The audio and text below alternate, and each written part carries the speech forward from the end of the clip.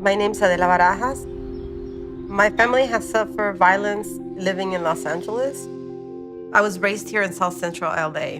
In the 80s, there was a lot of drug dealing. In the 90s, there was a lot of homicide, but we were never exposed to it as a family.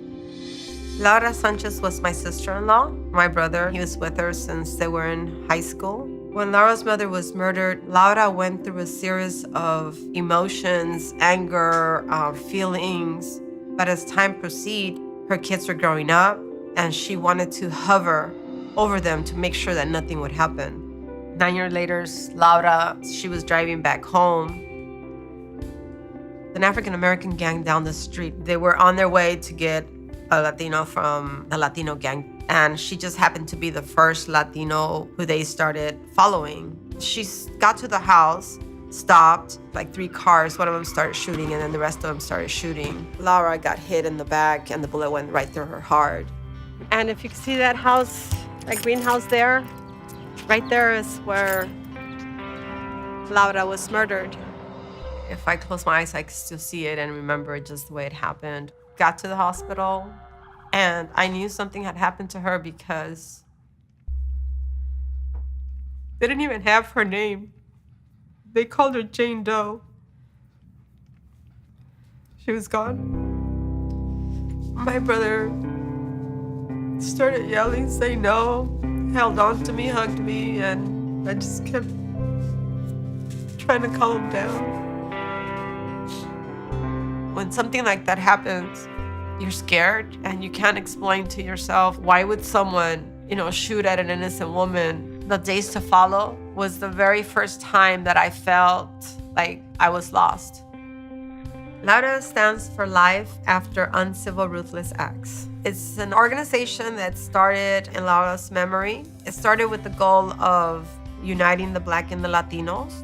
A year later, after Laura was murdered, there was a young man who was murdered across the street. His mother had been actively involved prior to her son being murdered with Laura.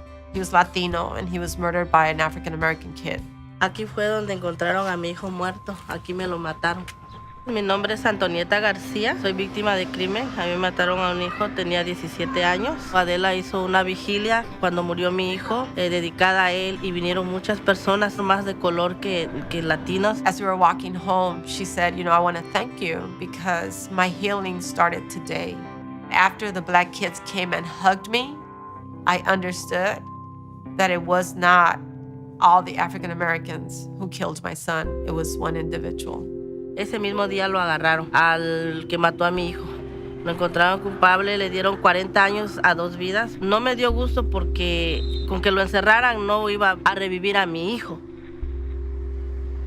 Yo no podía creer que a mi hijo me lo habían matado. I created l.a.u.r.a with my family, my friends, my nieces and nephews, and community members.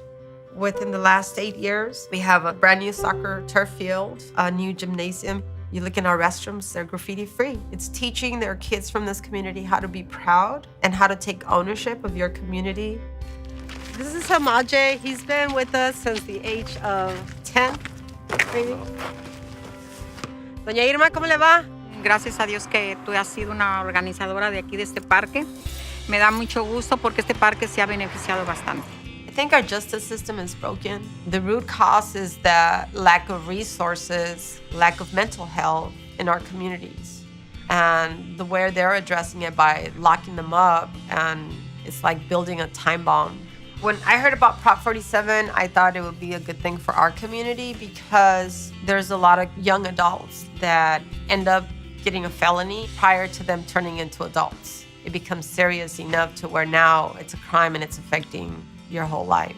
Crime Survivors for Safety and Justice gave me another opportunity to highlight the need of the Latino communities. Low-income communities or communities of Black and Brown are not really in the map of victims. Some people fear to go find the services because of their legal status. Crime Survivors for Safety and Justice links the victims with the justice system.